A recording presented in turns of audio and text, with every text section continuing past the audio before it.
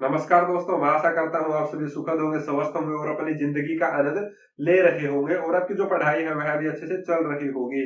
आज हम स्टडी करने वाले हैं कॉन्स्टिट्यूशन ऑफ इंडिया, भारत का संविधान। इसके अंदर आज हम स्टडी करेंगे हिस्टोरिकल बैकग्राउंड के बारे में। इससे पहले भी हम जो 3 लेक्चर है वह ऑलरेडी डिस्कस कर चुके हैं हिस्टोरिकल बैकग्राउंड के ऊपर, जिसके अंदर हमने स्टडी किया था कि जो ब्रिटिशर्स है वह कैसे, क्यों और इंडिया के अंदर किस लिए आए थे। ठीक है, उसके बाद हमने स्टडी किया था रेगुलेटिंग एक्ट के बारे में, फिर हमने स्टडी किया था पिट्स इंडिया एक्ट 1784 के बारे में। आज हम स्टडी करने वाले हैं, या फिर हम बोल सकते हैं कि आज हम डिस्कस करने वाले हैं चार्टर एक्ट 1813 के बारे में कि क्यों जो चार्टर एक्ट 1813 अप्लाई हुआ, इसका क्या महत्व था। जो पिट्स इंडिया एक्ट हमारा आया था उसके बाद इसके अंदर क्या क्या बदलाव किए गए थे, ठीक है, और क्या इसकी विशेषताएं रही थी, और जो इंडियंस है उनको क्या क्या अधिकार इसके एक्ट के पारित होने के बाद, इसके पास होने के बाद उनको मिले थे। ठीक है, यानी जो इंडिया के अंदर उस समय पर जो लोग रहते थे, या फिर हम बोल सकते हैं कि भारतीय लोगों को क्या क्या अधिकार मिले थे। ठीक है, अब हम बात करते हैं सबसे पहले 1740 की। 1740 के अंदर क्या था कि जो औद्योगिक क्रांति है जोरों शोरों पर थी। ठीक है, तो औद्योगिक क्रांति जोरों शोरों पर थी, जो उनके उद्योग है वह बढ़ रहे थे, यानी जगह जगह पर कंपनियां लगाई जा रही थी ब्रिटेन के उद्योगपतियों के द्वारा। तो यहाँ पर क्या हुआ, जो ब्रिटेन है वह एक बहुत बड़ा औद्योगिक राष्ट्र बन चुका था। क्यों बन चुका था? क्योंकि जो औद्योगिक कार्य की शुरुआत है वह तो ब्रिटेन से ही हुई थी ना, तो इसलिए ब्रिटेन एक क्या बन चुका था, औद्योगिक बहुत बड़ा राष्ट्र बन चुका था। और यहाँ पर जो ब्रिटेन है उसके जो उत्पाद है, या फिर हम उसके जो प्रोडक्ट है वो क्या थे, जगह जगह पर बेचे जा रहे थे और उनका अच्छा कारोबार चल रहा था, बहुत ज्यादा उन्हें प्रॉफिट हो रहा था बहुत मात्रा में। ठीक है, इन सब चीजों को देखकर अब यहाँ पर क्या हो गया, क्योंकि किसी ना किसी को जलन होती है। ठीक है, अब यहाँ पर क्या हो गया, अब यहाँ पर जो नेपोलियन था, नेपोलियन एक व्यक्ति था, कभी आप कुछ और समझ लो, नेपोलियन था। नेपोलियन क्या कर रहा था, यूरोपीय देशों के ऊपर अपना कब्जा जमा रहा था, अधिकार कर रहा था। ठीक है, तो धीरे धीरे वह जैसे जैसे आगे बढ़ा तो उसकी नजर हुई ब्रिटेन पर। उसने देखा कि ब्रिटेन का व्यापार तो बहुत ज्यादा अच्छा चल रहा है और वह ब्रिटेन के ऊपर भी अपना अधिकार जमाना चाहता था। तो उसने क्या किया कि पहले क्या करना चाहा, उसने ब्रिटेन को हानि पहुंचानी चाहिए। तो ब्रिटेन को उसने हानि कैसे पहुंचानी चाहिए, उसने क्या किया, एक ऑर्डर पास किया जिसे हम बोलते हैं कॉन्टिनेंटल ब्लैकेड। ठीक है, कॉन्टिनेंटल ब्लैकेड या फिर कॉन्टिनेंटल सिस्टम, जिस ऑर्डर के अंदर लिखा गया था, कौन सा ऑर्डर था, ऑर्डर पास किया नेपोलियन ने एक, जिसका नाम था कॉन्टिनेंटल। ठीक है, कॉन्टिनेंटल ब्लैकेड या फिर इसको बोल देते हैं कॉन्टिनेंटल सिस्टम। ठीक है, इन दो नामों से इसे जाना जाता है। इस ऑर्डर के अंदर क्या लिखा था कि इसने कोई भी जो यूरोपीय देश है वह ब्रिटेन के साथ व्यापार नहीं करेगा, ना ही उसके साथ आयात करेगा यानी इंपोर्ट करेगा वहां से, ना ही एक्सपोर्ट करेगा। आयात और निर्यात दोनों पे उसने रोक लगाने के लिए बोल दिया था। ठीक है, तो यहाँ पर उसने जब ये कॉन्टिनेंटल ऑर्डर को पास कर दिया तो अब क्या हुआ, ब्रिटेन को लॉस होना स्टार्ट हो गया। क्योंकि जो दो देश थे, स्पेन और रूस, कौन से देश थे दो, स्पेन और रूस। ठीक है, वह किसके अधिकार में थे, वह नेपोलियन के अधिकार में थे, उसका उनके ऊपर अधिकार था। ठीक है, उसने अपना उनके ऊपर कब्जा जमा रखा था। और इन्हीं दोनों देशों के साथ जो ब्रिटेन है उसका व्यापार सबसे ज्यादा था। तो यहाँ पर उसे क्या हो गया, लॉस होना शुरू हो गया ब्रिटेन को। ठीक है, तो यहाँ पर उसको लॉस होना शुरू हो गया। तो जो ईस्ट इंडिया कंपनी के अधिकारी थे उनको अब क्या हो गया, नुकसान, भारी नुकसान उठाना पड़ा, क्योंकि वो अच्छी मात्रा में प्रोडक्ट बना रहे थे, लेकिन जब बिकेगा नहीं तो प्रोडक्ट प्रॉफिट कैसे होगा, तो नुकसान ही होगा। डायरेक्ट सी बात है। जब नुकसान हुआ तो उन्होंने जो वो ईस्ट इंडिया कंपनी के जितने भी व्यापारी थे, वो कहाँ चले गए, ईस्ट इंडिया कंपनी के जितने भी व्यापारी थे वो आ गए ब्रिटेन की ब्रिटिश गवर्नमेंट के पास। तो ब्रिटिश गवर्नमेंट के पास जैसे ही वो आए, उन्होंने अपनी समस्या को ब्रिटिश गवर्नमेंट को बताया। ठीक है, कि हमें तो ऐसा ऐसा नुकसान हो रहा है। ठीक है, नेपोलियन ने तो हमारी हवा टाइट कर दी है। तो यहाँ पर जैसे ब्रिटेन के द्वारा उनकी समस्या सुनी गई, जो ब्रिटिश गवर्नमेंट है उसकी उनकी सभी व्यापारियों की समस्या सुनी गई, और वहां पर उनकी समस्या को सुनने के बाद जो ब्रिटिश गवर्नमेंट है उसने निष्कर्ष निकाला, और जो चार्टर एक्ट है 1813 उसे पास करके जो ईस्ट इंडिया कंपनी है उसकी समस्या को दूर किया। तो इस तरीके से जो चार्टर एक्ट 1830 है वह बना। ठीक है। और इसके अंदर क्या क्या चेंज हुए अब, सबसे पहले हम देखते हैं मोनोपोली ऑफ ट्रेड, व्यापार का अधिकार। अभी तक जो व्यापार का अधिकार था वह सिर्फ ईस्ट इंडिया कंपनी के पास ही था, ठीक है। लास्ट लास्ट हमने स्टडी किया पिट्स इंडिया एक्ट के अंदर, तो वहां पर व्यापार का अधिकार जो था वह सिर्फ ईस्ट इंडिया कंपनी के पास ही था। जो ईस्ट इंडिया कंपनी वह ही अपना पूर्वी देशों और भारत के अंदर व्यापार कर सकती थी, दूसरी कंपनी नहीं आ सकती थी। तो यहाँ पर जो ब्रिटिश गवर्नमेंट थी, उसने क्या किया, इस अधिकार को खत्म करके क्या कर दिया गया, जो ईस्ट इंडिया कंपनी है उसको सिर्फ चाय का यानी टी का, और किसके साथ, चाइना के साथ, ठीक है, टी का चाइना के साथ, कि भाई आप सिर्फ टी का व्यापार करोगे, वो सिर्फ करोगे चाइना के साथ। यहाँ पर इनके जो अधिकार है उसको सीमित कर दिया गया ईस्ट इंडिया कंपनी के।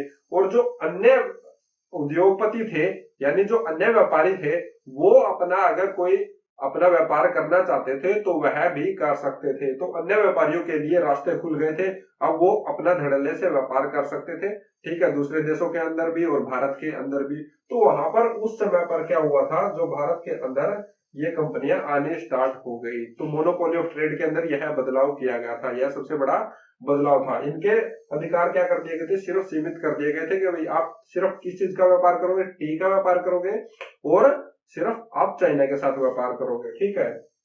तो यहाँ पर ये चेंज हुआ। कंट्रोल ऑफ कंपनी की अगर हम बात करें तो कंट्रोल ऑफ कंपनी यानी कंपनी के ऊपर किसका कंट्रोल होगा, यानी ईस्ट इंडिया कंपनी को अब कौन चलाएगा, क्योंकि अब यह अधिकार खत्म किए जा रहे हैं। जैसे हमने पिट्स इंडिया एक्ट के अंदर स्टडी किया था कि बोर्ड ऑफ कंट्रोल स्पेशल बनाया गया था, और ऑलरेडी 24 डायरेक्टर्स यानी 24 डायरेक्टर, 24 या 24 डायरेक्टर और 6 बोर्ड ऑफ कंट्रोल, इसको क्या कर रहे थे, कंट्रोल था जो कंपनी का, इसको चला रहे थे। लेकिन यहाँ पर ये क्या रहा, बिल्कुल सेम रहा, कोई बदलाव नहीं हुआ, जो जैसा चल रहा था वैसा ही चलता रहा, ठीक है। अब यहाँ पर बात करते हैं एडमिनिस्ट्रेशन की। तो एडमिनिस्ट्रेशन के अंदर भी कोई बदलाव नहीं हुआ, जैसा पिट्स इंडिया एक्ट के अंदर हमने स्टडी किया था वैसा का वैसा रहा। जो बॉम्बे और मद्रास के वो गवर्नर थे, उनको जो गवर्नर जनरल बंगाल थे उनको आगे रिपोर्ट देनी थी। गवर्नर जनरल बंगाल थे, उनको रिपोर्ट किसको देनी थी, जो बॉम्बे और मद्रास के गवर्नर थे, ठीक है। जो बॉम्बे और मद्रास के गवर्नर थे उनको गवर्नर जनरल ऑफ बंगाल को रिपोर्ट करनी होती थी, सारी चीजों के बारे में बताना होता था। तो एडमिनिस्ट्रेशन भी सेम रहा, कोई चेंज नहीं हुआ, जैसा हमने लास्ट पढ़ा था पिट्स इंडिया एक्ट के अंदर वैसा का वैसा सेम रहा। सेंट्रल लेजिस्लेचर की हम बात करें तो सेंट्रल लेजिस्लेचर के अंदर भी वैसा का वैसा रहा।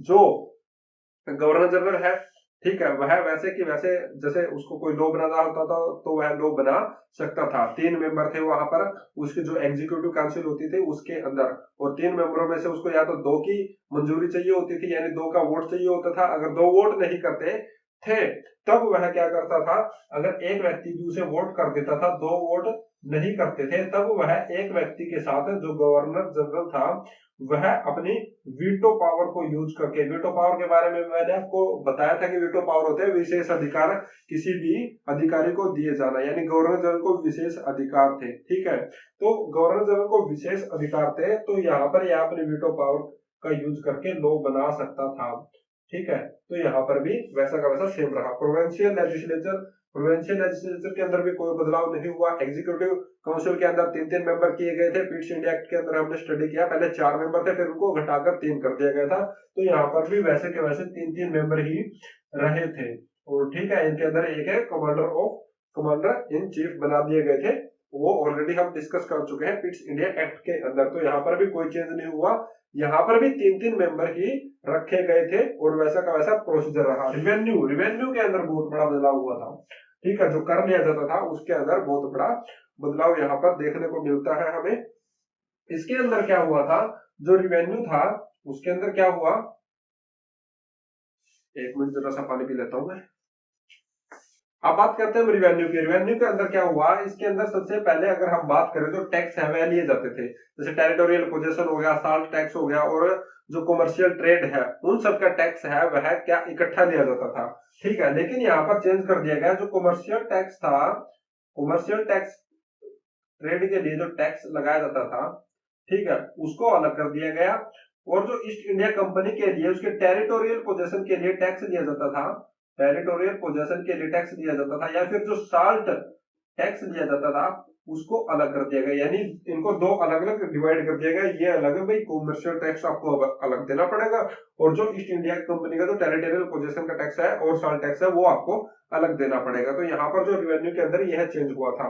अब हम बात करते हैं जो इंडियन थे यानी भारतीय थे, उनके लिए यहाँ पर चार्टर एक्ट के अंदर क्या सुविधाएं प्रदान की गई, या फिर हम बोलते हैं कि उनको क्या अधिकार अलग से दिए गए। सबसे पहले हम बात करते हैं एजुकेशन के बारे में। यहाँ सबसे पहले एजुकेशन की अगर हम बात करें तो यहाँ पर चार्टर एक्ट के द्वारा, चार्टर एक्ट 1813 के द्वारा क्या बोला गया कि आपको जो ईस्ट इंडिया कंपनी थी उसको बोला गया कि आपको 1 लाख रुपीज हर साल, एवरी ईयर, हर साल आपको करना पड़ेगा खर्च। इसके लिए जो इंडियन है उनकी एजुकेशन के लिए आपको हर साल 1 लाख रुपए का खर्चा करना पड़ेगा। और उनके लिए अच्छे स्कूल, ठीक है, अच्छे स्कूल, अच्छी पुस्तक और अच्छे स्कूलों का निर्माण किया गया, अच्छी पुस्तक उन्हें प्रोवाइड की गई, और जो अच्छे टीचर थे उनकी नियुक्ति की गई ताकि ये लोग शिक्षित हो सके। ठीक है, तो यहाँ पर एक चेंज तो यह किया गया पहला ईस्ट इंडिया कंपनी के ऊपर, जो ब्रिटिश गवर्नमेंट है उसने बोला चार्टर एक्ट के द्वारा, ठीक है, यह बोला गया। सेकंड हम बात करें पहले क्या था, जो कोर्ट थी उनकी पावर कम थी, लेकिन यहाँ पर क्या होता है, जो कोर्ट है उसकी पावर क्या कर दी गई थी, बढ़ा दी गई थी। कोर्ट की पावर बढ़ा के क्या बोला गया, पहले सिर्फ जो भारतीय होते थे उनके ऊपर मुकदमे चल सकते थे, ठीक है, उन्हें ही कन्विक्ट किया जा रहा था। लेकिन चार्टर एक्ट अप्लाई होने के बाद जितने भी यूरोपीय क्या थे, भारत के अंदर रहते थे, जितने भी यूरोपीय भारत के अंदर रहते थे, अब उनके ऊपर भी क्या हो सकते थे, मुकदमे चल सकते थे, केस चलाए जा सकते थे। दूसरी चीज यह हुई। अब हम बात करते हैं थर्ड की। थर्ड क्या हुआ, जो भी ईसाई धर्म के वो थे, प्रचार करने वाले थे, प्रचार या प्रसार करने वाले थे, उनको छूट दे दी गई कि जो ब्रिटेन के अंदर थे वो अपना धर्म का प्रचार या प्रसार करना चाहते थे कि अब जाओ भाई, आप अब छूट दे दी आपको चार्टर एक्ट 1813 के अनुसार कि आप अब अपने धर्म का प्रचार या प्रसार कर सकते हैं। तो वो इंडिया के अंदर अपने धर्म का, ईसाई धर्म का प्रचार, ठीक है, प्रचार या फिर हम बोले प्रचार या फिर प्रसार कर सकते थे। ठीक है, एक तरीके से वो अपने धर्म को बढ़ावा दे सकते थे, बता सकते थे लोगों के बारे में, ईसाई धर्म के अंदर ये होता है, हम ये करते हैं, अगर आप ये धर्म अपनाओगे तो आपके साथ ये होगा, आप मोक्ष की प्राप्ति चालोगे, जो भी XYZ है उनका तरीका था, वो अपना करते थे। तो ये चीजें है चार्टर एक्ट के द्वारा बदलाव हुई थी और अलग से ऐड की गई थी। तो मैं आशा करता हूं आपको सारी की सारी चीजें हैं वह समझ में आ गई होंगी। अगर फिर भी कोई बात आपको समझ में नहीं आती है तो कमेंट सेक्शन के अंदर आप कमेंट कीजिए और पूछिए हमसे अपना क्वेश्चन, हम आपका आंसर जरूर देंगे। तो मिलते हैं नेक्स्ट वीडियो के साथ, तब तक के लिए take care, bye, thank you.